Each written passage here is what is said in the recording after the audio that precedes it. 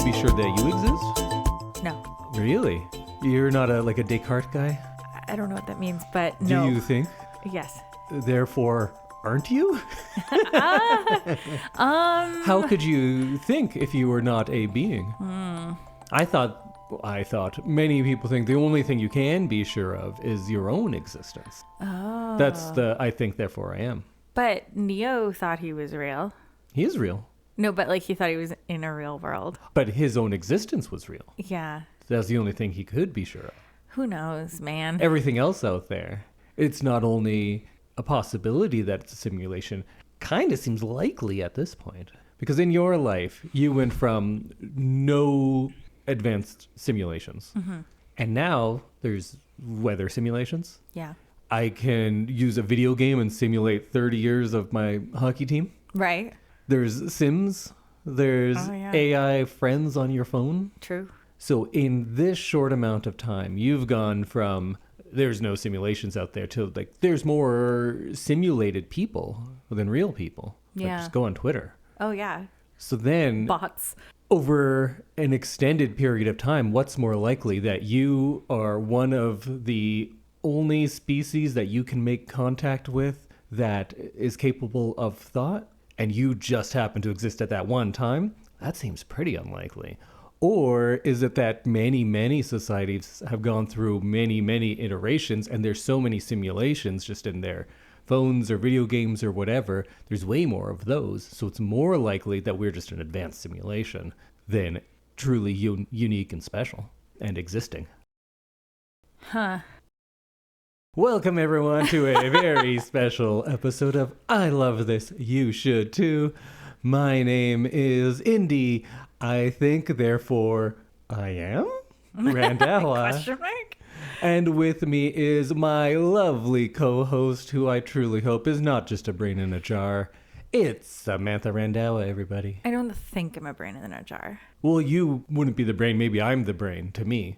Yeah? Because I can be sure of my own existence. I don't know about you over there. Who knows? You could just be a simulation. I might be, but I also might be so real. Who knows? Samantha, so real Randhawa, That's everyone. me. That's the tag she uses on graffiti around the city. Oh, so real. With 2 E's. Oh, like a movie reel? Oh, that should be the name of our podcast. So real. Welcome, everyone, to another episode of So Real. Today, we are talking about the first Matrix movie from 1999. Even though Samantha was very upset that last week or 2 weeks ago I picked a real boy movie in Full Metal Jacket, her counterpoint for her pick is, some would argue, a boy movie in The Matrix. Yeah. So first, what made you want to watch this over? Why is it your pick, and how'd you like it this time? Well, if you're a friend of the show, you'd know that I really love Keanu Reeves. Mm-hmm. But I just remember this being such a time in my life. Yeah. The Matrix was the thing for many years. And I just felt like we needed to revisit it because I definitely haven't seen it since it was really big. So being someone in there now, we can say late 30s. Oh, yeah. Is this one of the first movies that you can watch on screen and be like, that is a different time, but that is a different time that I remember? Yeah, that's alarming. I don't like it. And this time through, what'd you think? You loved it back then? It looks dated. And I don't think the story is as good as I remember. No? I enjoyed it. I enjoyed watching it. It was kind of silly though, as opposed to I remember it being a little bit more serious. Yeah. Okay, I'm going to spoil it. You know how I often will soliloquize at the end? Yes. And I kind of wait for my thoughts to get there, but I think where eventually I'm going to go is watching this now, as opposed to being a 15-year-old when it came out, it does seem a little silly, a little hokey.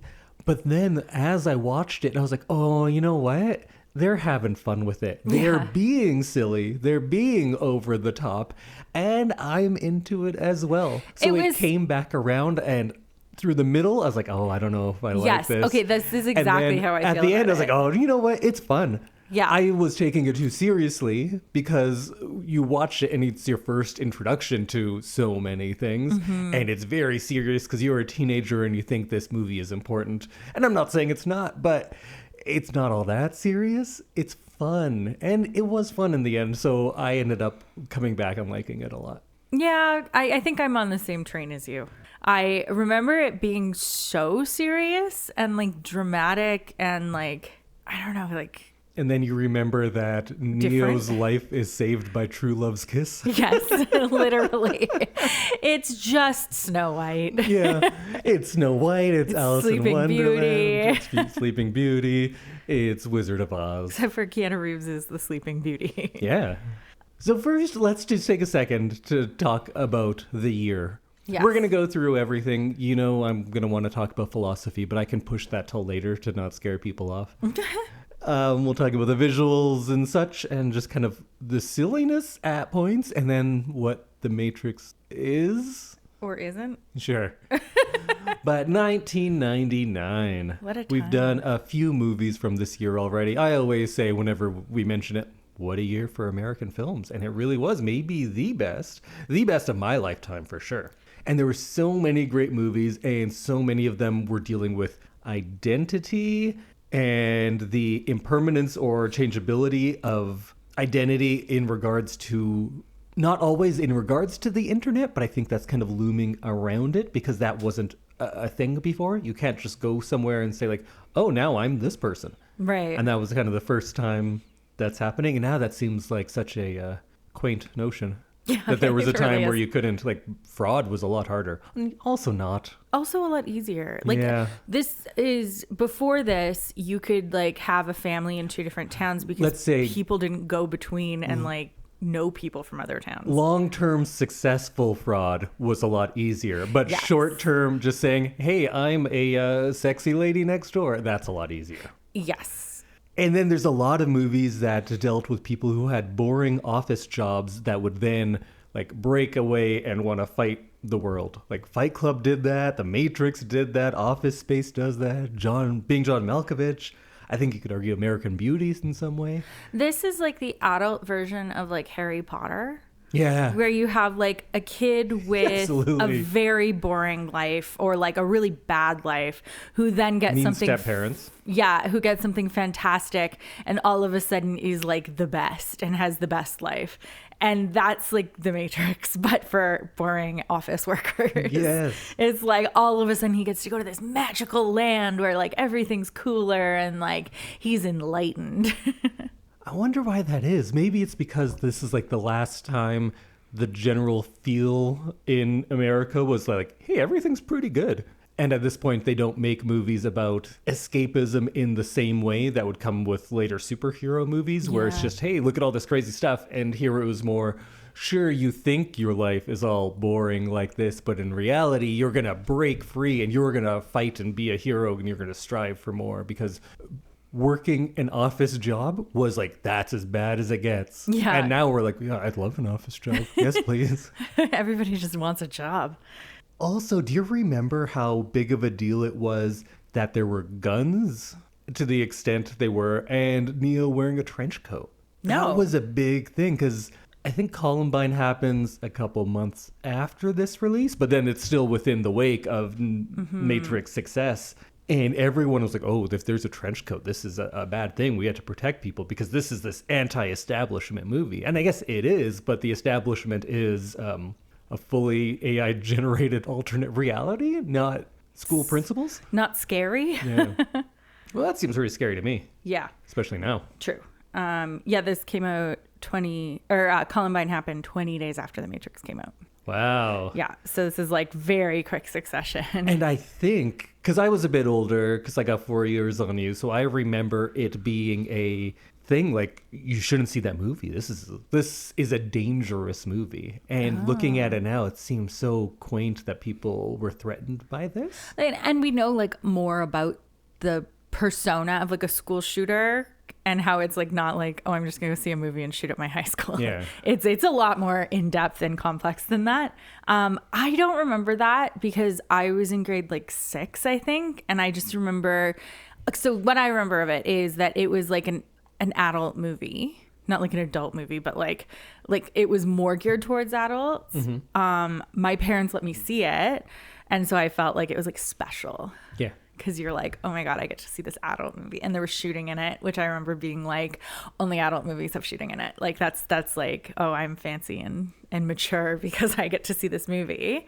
Yeah, I just remember how, I don't know what the word, like alternative Keanu Reeves seemed as like a leading man, right? Because he's like dressed in black and he's got the cool sunglasses and like he's just not like the Tom Cruise of the time, right? Like where he's like in suits and like James Bond and that kind of thing. Keanu Reeves is like dark. Yeah. I think I had a really similar experience, but in a slightly different way, because I grew up with being able to watch whatever and having the ability to go rent whatever and no one really checking up on me. So the shooting and violence, and I watched a lot of kung fu movies by this point too. So that kind of stuff I was used to. But this was a introduction to philosophy in a way of like, whoa, what if we're all in the Matrix, man? And when you're like 15, that seems adult. So that was the thing that I thought like, oh yeah, this is a mature movie. I'm kind of getting things that maybe other teenagers aren't. But in reality, you look at it now and you're like, oh, this is a movie for teenagers. It is an introduction to those kinds of things, and that's fun. Yeah, absolutely. Do we want to go philosophy? We can talk about Keanu. We can talk about visuals. Let's talk about visuals, because this won a bunch of awards for like visual effect. It was a very different movie for what had been coming out at the time, and it kind of won a lot of awards, and I think that's why it got 2 sequels and like an animated movie. It has a big mix of a lot of pre-existing things, and I don't think the makers are going to claim that they originated much at all, but they were very good at taking this and crafting it together in a unique way, because I had watched a lot of kung fu movies, so I was familiar with a lot of the things they're doing there, but I've never seen it mixed with, they had some H.R. Geiger style stuff when they're in those pods, and the like real world seemed very themed after the Alien movies and his art. But then you have the spaceship stuff that seems very much out of a Star Wars type thing. And then you have this kind of sleek part of the Matrix world where they're all wearing vinyl and leather. That can't have been comfortable. No. So you get all of these different elements from sci-fi and action mixed together in a way that I don't know if it ever had been before, but definitely not in something so mainstream and successful. What else did the Wachowskis make? Nothing that I like. Okay. So they tend to take big swings and create a universe, and I don't think it works. And perhaps it's because the other ones I saw of theirs, I was older for, and it didn't quite grasp me in the same way. But Speed Racer is a movie that is very hated, but also very loved by a few. Cloud Atlas was a big one too that I think is ambitious and lots of good stuff, but ultimately didn't enjoy that much. Do they go by, at this time, the Wachowski brothers? And I don't know if they've rebranded as the Wachowski sisters or just the Wachowskis. So we'll just say the Wachowskis. Just the Wachowskis. Okay. They are now Lana and Lily. They were Larry and Andy. Yes. At this time. Yes. And I think through the first 3 Matrix movies. I believe so. But yes, so the Wachowskis. The Wachowskis. We'll just call them that. We got to watch the more recent Blu-ray, which is nice because it really has those green and blue casts to the screen that on the DVD, I remember this not being there nearly as strongly. Yeah.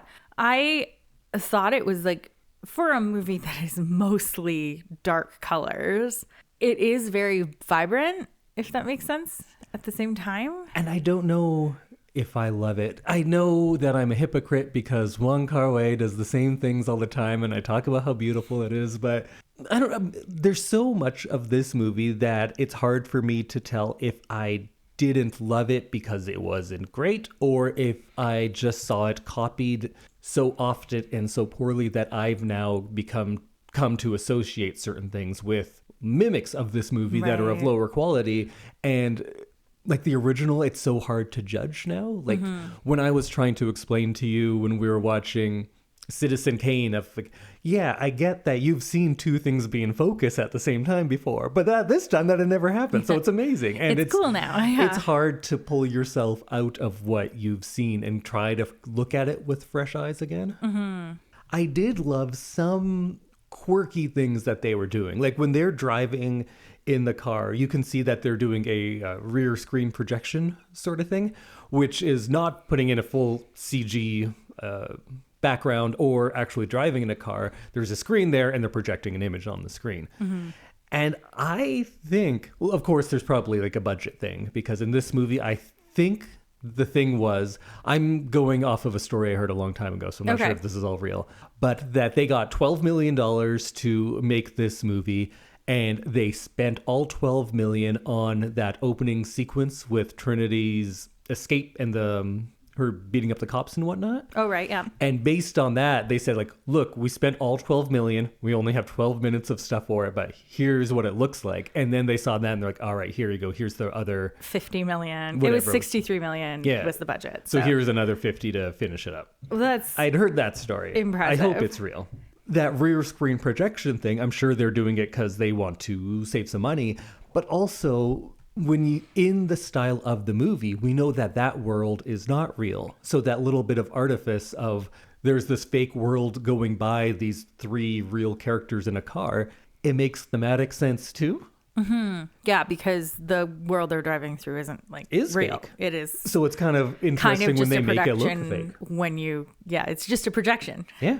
Yeah. And same Whoa. with things like Bullet Time, the slow moving things where Neo either goes backwards, or at the first sequence we have Trinity rising up and the camera swings around her while she's still in like 360 degrees and everything else freezes. We hadn't seen that before. Right.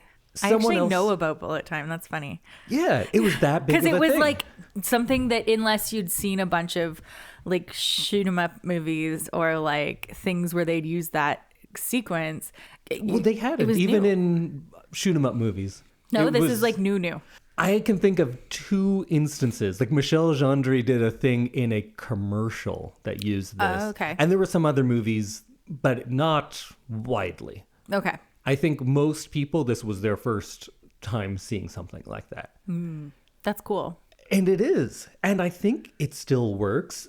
Instantly, I see it now. I'm like, oh, yeah, this again. But then I have to say, no, this was the one. This is why it got overused, is because of this. But in this one, it also has, like with the rear projection, there's a narrative reason behind it.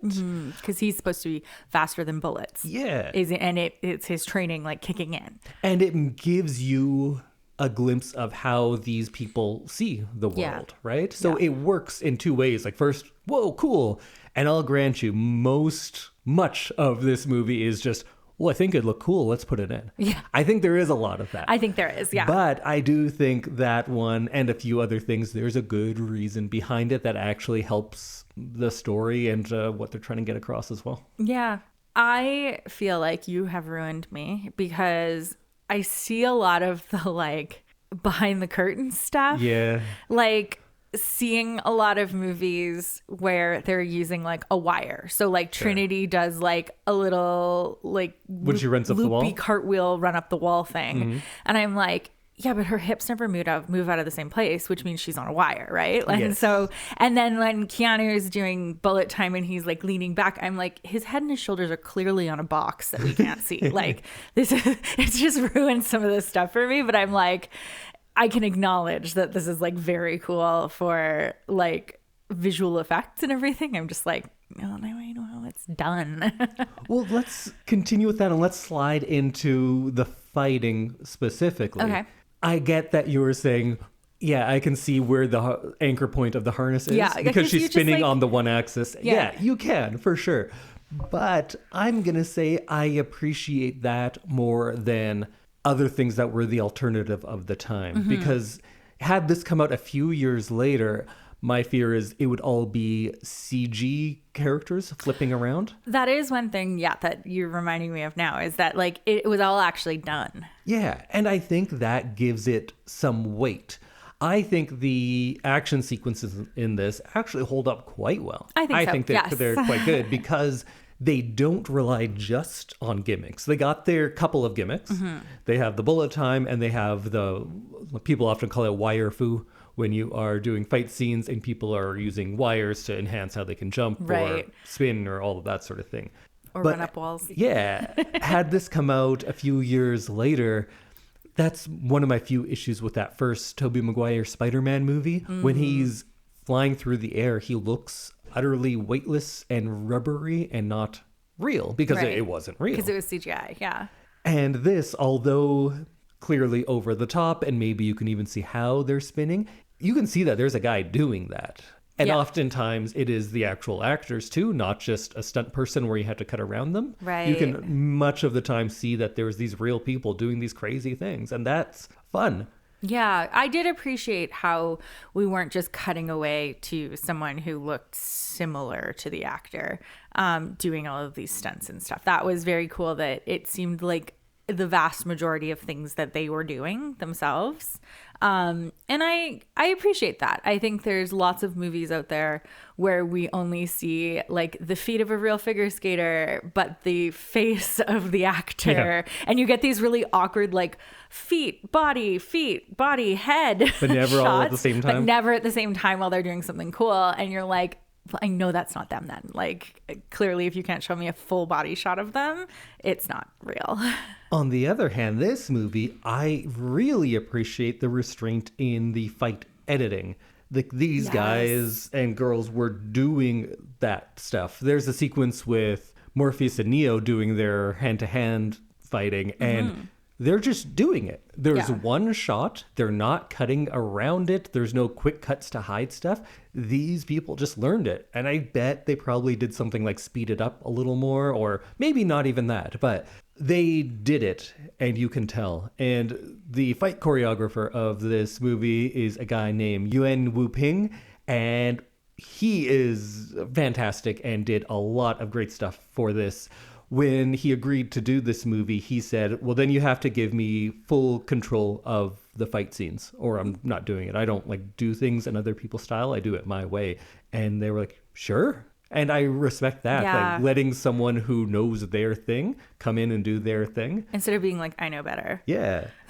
So this guy had already done like Jackie Chan stuff. He did one of the Drunken Master 1, I think. And then after this, went on to do so much other stuff like Crouching Tiger, Hidden Dragon, the Kill Bill movies, Kung Fu Hustle, which has some of the most amazing fight sequences in it, the Ip Man, and I think he also did the Wong Kar-wai Kung Fu movie, The Grandmaster, which has some gorgeous fights in it. So he's the guy. The fight scenes definitely felt well done. There's that subway fight sequence where it's kind of like a showdown, and rather than a tumbleweed blowing by, a newspaper flies through. That fight sequence is fantastic. And I get how we only get bigger and better, especially when it comes to things like action sequences. But this works because it has that restraint, but the over-the-top stuff contrasting it. Like the editing in... I pick on it a lot, but in Endgame, I couldn't tell what was going on in some of the fights or where people are because the editing is so erratic and nothing has weight to it.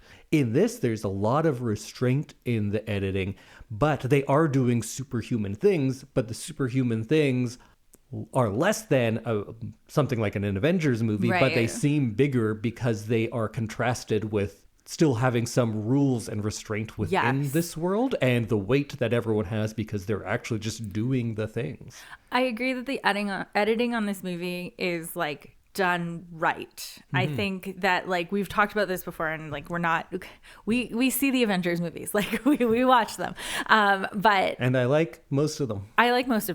I enjoy the storylines. I know the characters, but like I can't see an Avengers movie in 3D. because too it much. makes me want to throw up. It's too much flashing between scenes. You have no idea what's going on. And the motion of it is just like, it's just too much. Whereas this, I feel like you could see this in 3D because yes, there's like fast movement and things happening, but you don't have the flash of like a Marvel movie where you're getting little tiny snippets. I wonder if in 99 I watched this and was like, wow, the shot length is so short. Yeah, and now looking on it, I'm like, it's wow, like it's very long for an action movie. Yeah, probably. I don't know. I'd have to see some other stuff. Shot lengths do get shorter as time goes on. I kind of liked the references that they throw in throughout the movie, but even within the fight sequences, there's a couple of Bruce Lee references, like the little finger licks and the come here hand. Yeah. And the bit where Smith and Neo throw away their guns and then crack their necks. Yes. Like, I use that in a Nightmare Island movie, I think. Because it's silly and dumb, but this was the point where I was like, oh, it's silly and dumb, and they kind of are having fun with it. And then I was on board. They know where all this stuff comes from, and they're like, yeah, let's throw that in there. Let's try this. Speaking of silly and dumb, what do you think of Keanu in this? I'm joking. You know I love Keanu. I love Keanu. I'm just like, because I always have the Wikipedia open, I learned all the other actors who were up for this role. Oh, yeah. Well, Will Smith was the one who it was his, and he just said, no, I don't really get it, and did Wild Wild West instead. Yeah. But he then went on to say that, like, Reeves was, like, the right choice for this. Like, he was fantastic. Other people, Nicolas Cage turned it down. Brad Pitt and Val Kilmer turned it down. Leonardo DiCaprio accepted it, but turned it down because he didn't want to do a visual effects film right after Titanic. And Keanu Reeves was also in the running alongside Johnny Depp. And then it also got sent to Sandra Bullock, where they wanted to rewrite Neo to be a female. Oh, I thought Sandra Bullock was in talks for the Trinity role, and they wanted to put Keanu and Sandra together again because they're a thing. I hadn't heard it that way. Interesting. She might have been, but yeah, there's apparently someone said in an interview like years later that like, yeah, it was sent to Sandra Bullock and they said, we can make Neo female and you can star in this. Mm-hmm. Yeah, it's interesting. So did you like Keanu as much as Will Smith seems to?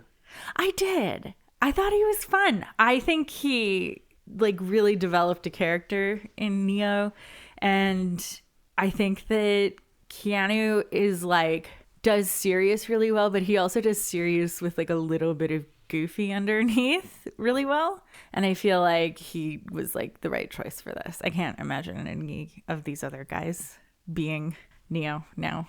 I know he gets criticized a lot for being like flat or kind of dumb on screen. Yeah. So with this movie, I would always argue against that and say, like, yes, he's a blank slate, but that's what you want in this type of hero. Mm-hmm. I would argue that he doesn't exactly create a full Neo character, at least not in this movie. Mm-hmm. I don't really get that much out of him. He does have a bit of an arc of, am I the one? I'm not the one. Am I the one? I'm the one. I guess that's an arc. That's an arc. That's something. That is an arc. And then he's like, oh yeah, and my training works now. Yeah.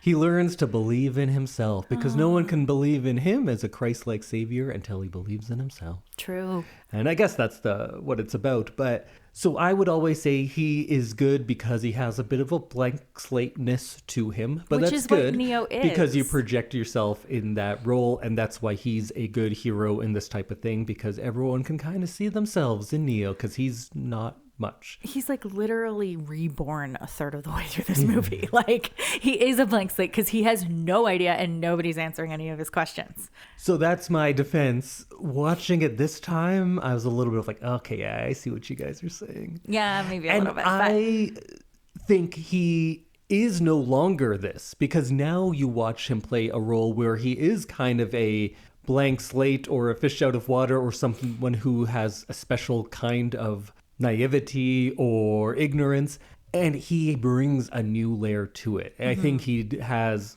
gotten a lot better.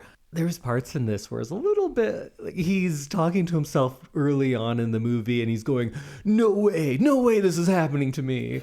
And I laughed and I didn't mean to, and there were more than one time where I laughed at his delivery of a line, and I don't think it was meant to be funny. And I felt bad because I'm like, oh, I don't want to laugh at Keanu. He's the greatest. I love that guy. But some of it was a little rough. I did like when he does the Ted whoa.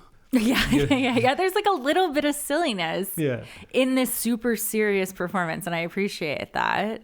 And I like that he's a departure for an action hero, because most of the ones we'd been seeing in the 80s or 90s are like big, giant guys with machine guns. It was the Stallones and the Schwarzeneggers, and I was going to say Dolph Lundgren, but I think he's only a true action star to me, not to any other people.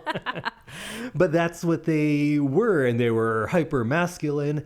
And Neo is something very different. He's someone of average size, and I get that you and I and most of the world will say he's a very handsome man, but if he was walking down the street, you could see it like, yeah, it's just a guy walking down the street. You wouldn't he's not stop. Leading man handsome or in this time. You wouldn't be like, who the fuck's that? Like you would with Arnold Schwarzenegger walking down the street. Like he stands out.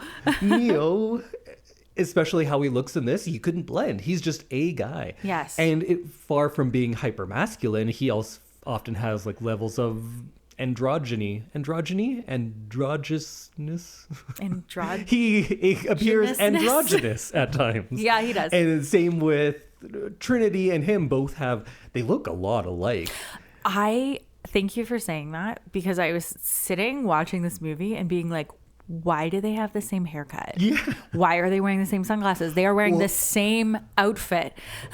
Like, it's crazy how much alike they are. Well, shall we get into that? Yeah, because I feel like there are readings on this that maybe we're only tacking onto it now that the two directors have transitioned from male to female. But it seems like kind of there, and there is a bunch of this that you could read as a trans metaphor, and whether or not that was intended at the time, like only they can say, and I actually haven't looked into that very much. But there seems to be a lot of stuff there, from your two leads being quite androgynous at points and often being gender swapped in their typical roles, because they're always referring to Neo as Dorothy or Alice, and he's Sleeping Beauty at the end, and she is the prince that comes and kisses him and wakes him up. And then there's straight up lines like, I think Morpheus says to him, "You've been living two lives, but only one of them has a future." Yeah. Like, the whole movie is about having a true self that is concealed, and only a few people kind of know about that, and trying to get that truth out there and live. And he has to believe in himself to be his true self. Yeah. Like that's what was holding him back. And he's going to live this lie until he is true to himself. Well, and they talk about the red pill, blue pill, like make your choice of what you want. And you have to, if we're going with the trans metaphor and everything, I think that is very much like you have to make your choice at some point, whether or not you're gonna stay kind of as you are, or you're gonna become the person you want to be. And I think that's a really interesting way to kind of read this whole storyline. So why do they have to wear so much leather? Because it's cool, man. Does it help them like go between worlds faster? Like, it's is pretty it like cool? It's so cool. I have in my notes here, I have written down, and I put quotes on it. Sure, yeah, let's do that. That would be so cool. And I attribute it to the Wachowskis. Because I think there is a lot of this movie that they're just like, yeah, that'd be kind of cool. Yeah, it's like the actors are like, I think I need to wear leather. It doesn't always make perfect sense. No. But it's kind of cool. Yeah. And of course, looking at it now, a lot of it seems silly and cheesy. But I think it was cool then, wasn't it? I think so. I'm pretty sure it was cool then. I think it was cool, but it was like very alternative for the time. It was cyberpunk. Which is like not the mainstream. Yeah. And I think that like just like going with it was what made this movie a little bit more special, because you're like, had never really seen a lot of that, or at least I hadn't. And so it's like it's like a world that they built that like most people don't know about. Whoa, it's like the Matrix.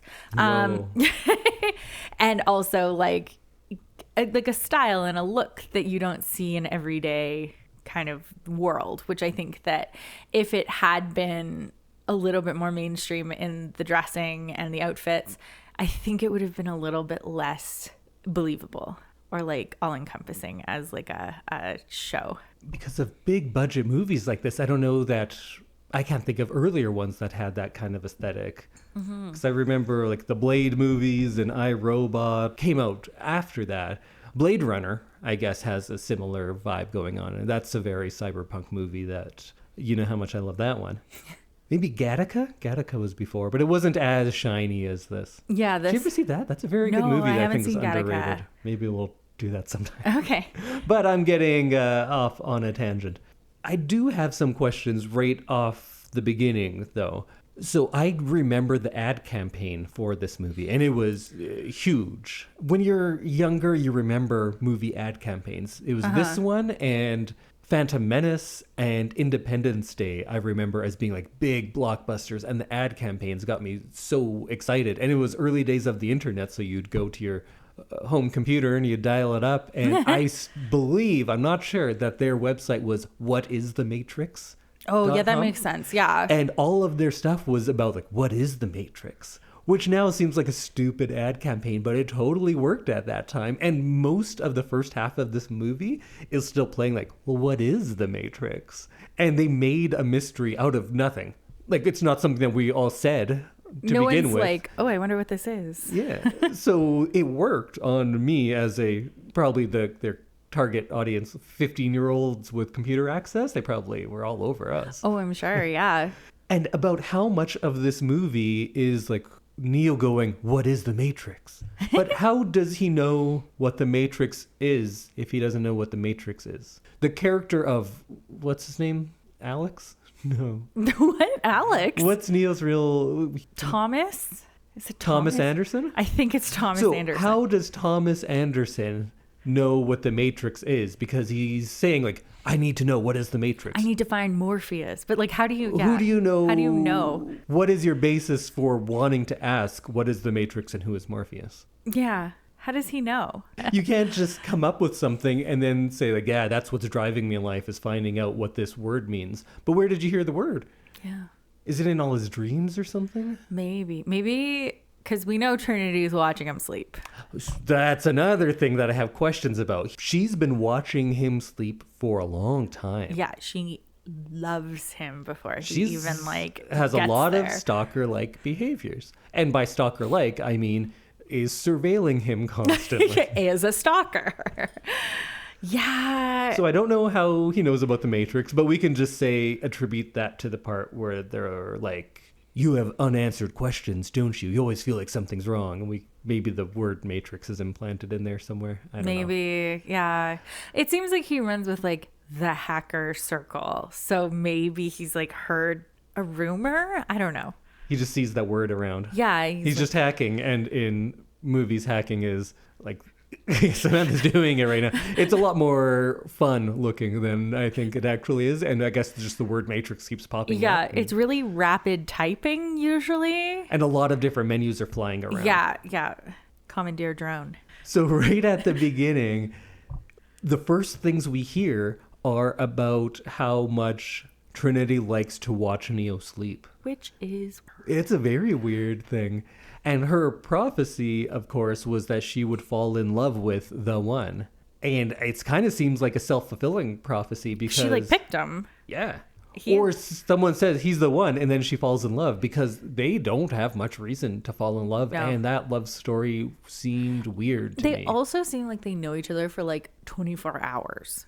Yes. Like it's not. To it's be not fair, like this she's movie... been watching him for years. Okay, but like their together love story. Yeah. It seems like they're together for like, I'm gonna say like 48 hours is like a generous assumption, but like it does not seem like they've been together for very long. And then they're like, we're in love. This is it. She was prophesized. She was just like whispering in his ear, like, you love me. Hey Neo, Trinity here. Let's be in love. And then he was like, okay. He was like, oh, Trinity. Sure. I think I love you.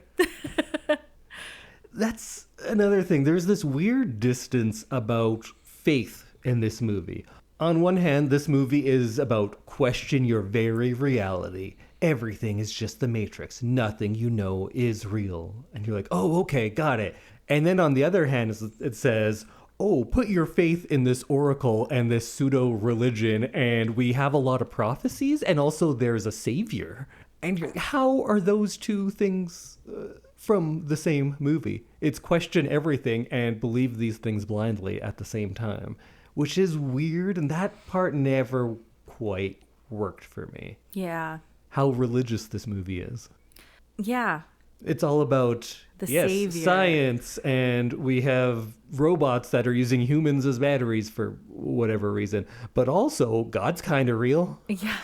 That and seems like a weird... We're just waiting for the savior to come and help us. And prophecies are real. And that's not within the Matrix world where things are artificial. In the real world, there are oracles and prophecies and saviors. That is 100% part of the movie. Yeah. Which seems to not fit the themes of the movie. Yeah. Whoa.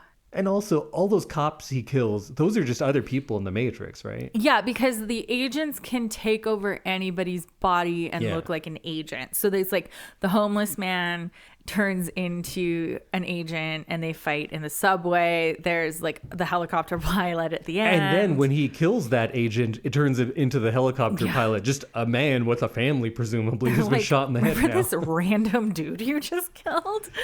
There's a line I think they use to make it okay, which is a surprisingly hard line for this movie, where I think Morpheus says, anyone who is part of the Matrix, they're against you because they're buying into it. So you might as well kill them because they're against you. Wow. Which is, surprisingly hard line for this movie.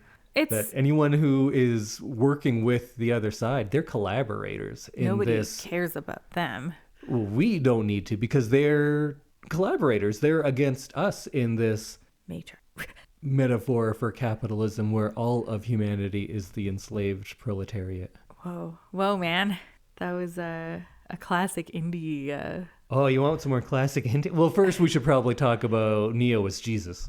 He is Jesus. It's the most clear one. A lot of people always talk about, oh yeah, there's so much Buddhist influence in this. I see a bit. Yeah, I think the more Buddhism you read, you'll realize it's not all there. But Neo, of course, is an anagram for one, because he's the one. It also is from the word meaning new. And he is, of course, Jesus. He dies, and then he's resurrected. Trinity, well, her name's Trinity. Yeah. The There's Holy but Trinity. She's a very Mary Magdalene type. Yeah. Morpheus is John the Baptist because he knows about the coming chosen one ahead of everybody else. Mm-hmm. Cypher is Judas, the betrayer. Right at the beginning, some of the first lines to Neo are, "You're my savior. You're my own personal Jesus Christ." So they're not exactly subtle. No, they're like, we're just going to come out and say it right at the beginning. And then I think it's Agent Smith right before the fight says, "It's going to take a miracle to stop me." And then Neo comes along. He's like, "I'm the miracle, baby. It's me, the chosen one." Yeah. Jesus too. Jesus too. I was literally resurrected and reborn. Yeah. He was reborn, then resurrected another time. Yes, so that's right, because he was double, like real dead. Because he's Jesus too. He's Jesus. His two rebirths. 2.0. Yeah. Wow. I pretty much hate every story now that is like, but you're the one. It's my least favorite part of Harry Potter's or Star Wars's. Any of the children's books of this time. Yeah, where you've done nothing, but hey, you know what? You're the one because of prophecy. Yeah. In this movie that's all about not believing what you see or hear, we're just going to tell you you're special because why not? Yeah.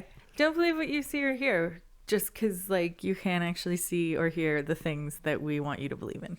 I think you could make a sequel out of this movie where Morpheus is the bad guy and is just lying the whole time. Yeah. Kind of like the guy who turns on his team. He's just been lying the whole time. I tend to hate the whole "you're the chosen one," but this works a little better because they did try to do the thing where he doesn't believe and they try to fake us out. I don't think it works when the Oracle says, "You're not the one," but then he's like, "Oh, actually I am." And he has believes he can fly or whatever. Is this where that R. Kelly song comes from? No. Oh. I don't think so. No, it's from Space Jam. Oh, okay. Different movie. Well, we did the Jesus part of the philosophy. Should we get into some other stuff? Yeah.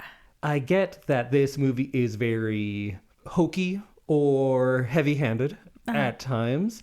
But I kind of appreciate it because it gets people talking or thinking about fun things. Like just in the same way that I know hockey quite well. I like hockey.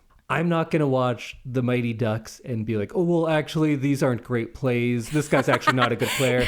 You know what? Kids watch it and they're like, hey, hockey's fun. I like this movie. So I feel like all the philosophy majors out there, you can't get angry at this movie for being a real simplistic take on things that you've studied for years, because you know what? It's getting a bunch of 17-year-old boys talking about Cartesian dilemmas, and that's cool. Something that I'm sure that they never thought they'd talk about.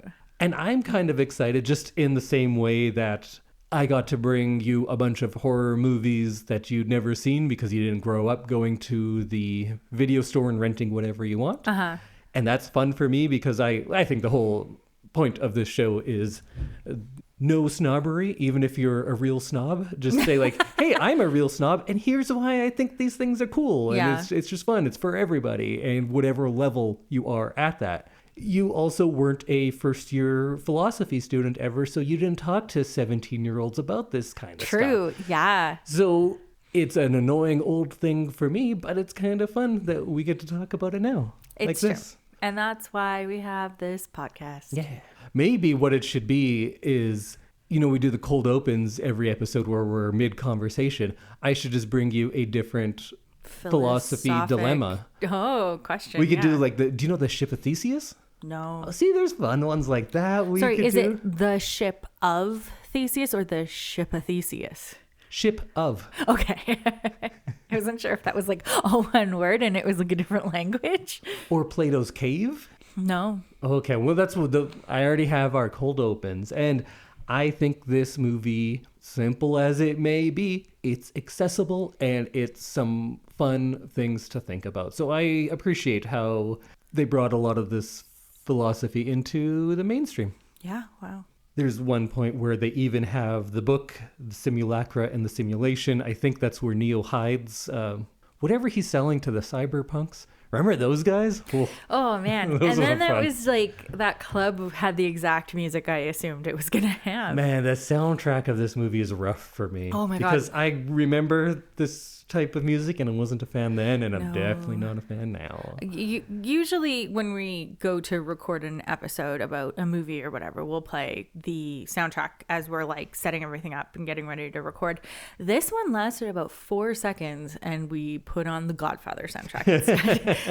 Because it's just like awful loud robot music and I don't like it. So there is some awful loud music that you would think is that you can, you know, that I like. This though is so of a time and not my favorite time. So I don't love this one. So what are some fun things in this one? Of course, you have the Marxist angle where all of humanity is part of the exploited working class in a very direct way.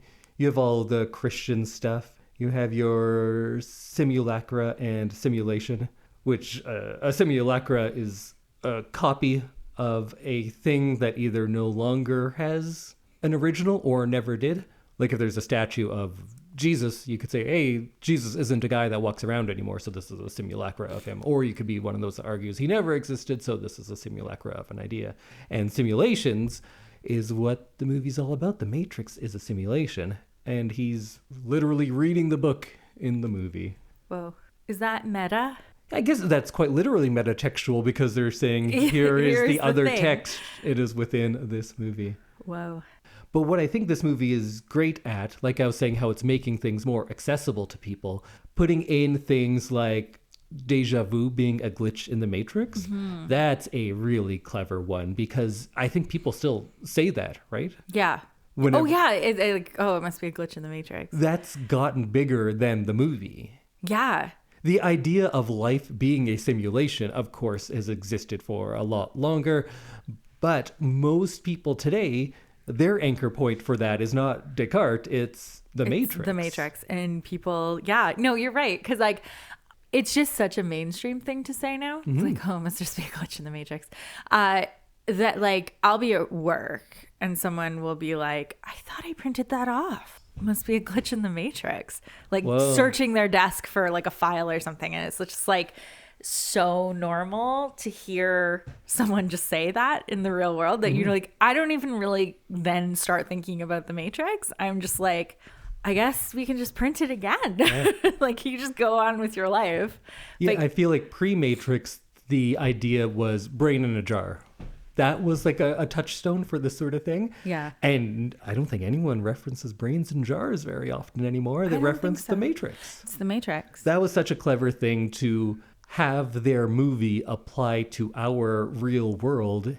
And I'm not sure if that was done with the intent of like the philosophical equivalent of an earworm, that it's going to get in your head and you're going to start using that. But it does effectively anchor it in something that everyone has some sort of knowledge about. Like, I think Right. everyone's experienced a type of deja vu in one way or another. Oh, yeah. Or like, yeah, just feeling like you're not, something's wrong. And there's nothing people love more than an explanation for something unexplained. So then we're like, oh, it's a glitch in the Matrix. You know what? Maybe we are in the Matrix. And then you're a 15-year-old talking with your friends after watching this movie. Like, well, how do we know we're not in the Matrix? Right. And that's a very clever thing.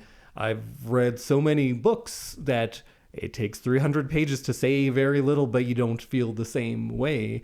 And this is doing it very efficiently to get you to question the very nature of reality. Well, that's impressive. Whoa, man. Whoa, man, indeed. I think I'm very close to done. So if you have any more soliloquies, now's your moment. Well, I think I did a good job of not just soliloquizing philosophically for a while, because we'll spread those out. But some rapid fire fun things that I liked in this movie. Remember when there's a scene of those 3 different agents all with the same haircut acting like robots? That was silly.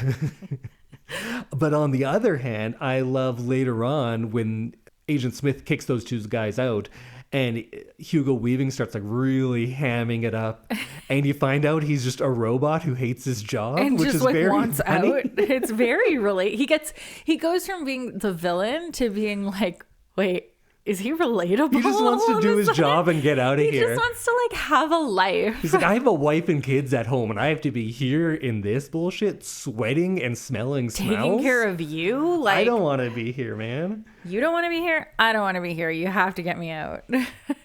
I liked that. There was another line I laughed at where I think Trinity says, they're just killing machines designed for one thing.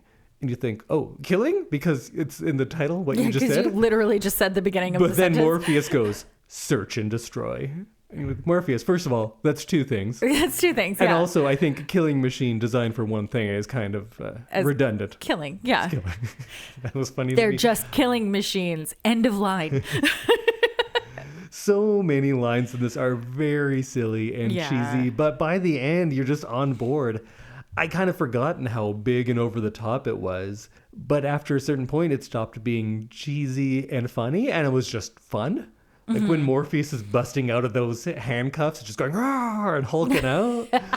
Or how often he gives these impassioned speeches about how we have to like believe in ourselves and fight back. It's over the top and silly. But then I was like, you know what? I'm on board. I'm in.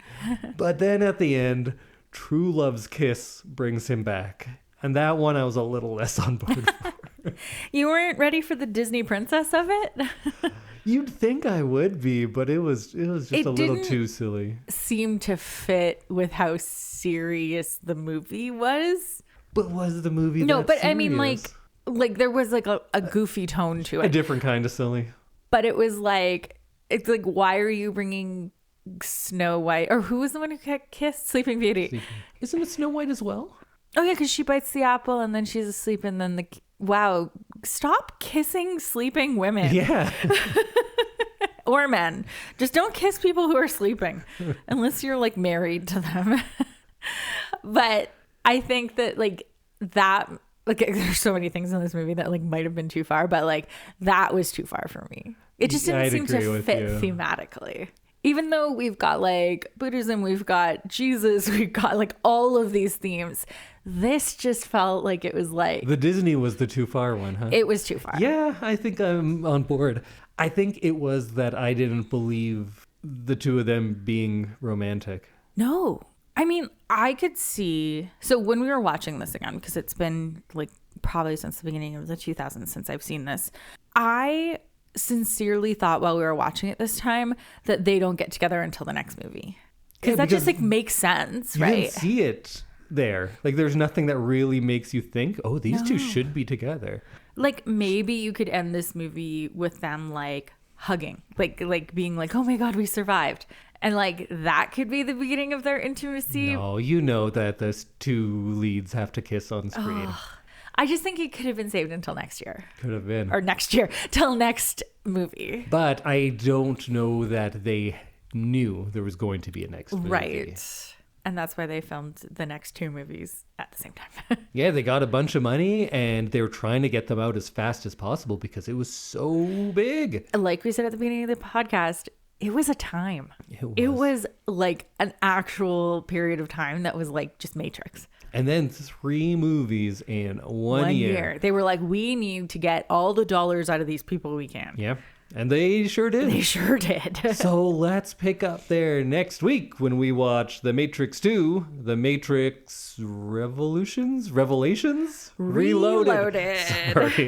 Sorry. It's the R names that screw you up. So Reloaded, Revolutions, Resurrections, and then there's like a documentary called Revisited.